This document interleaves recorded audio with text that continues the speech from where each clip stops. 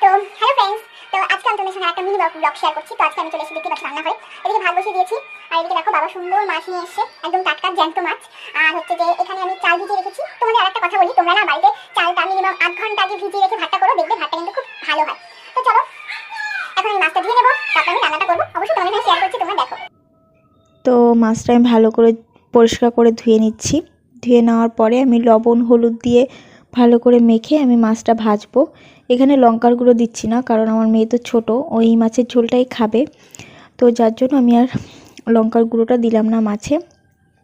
তো মাছ ভাজার পরে আমি আলু বেগুন দিয়ে করব, তো আলু বেগুনটাও আমি ভেজে নিয়েছি। আর পাশে একটা বেগুন পোড়া দিয়ে দিলাম রাত্রের জন্য।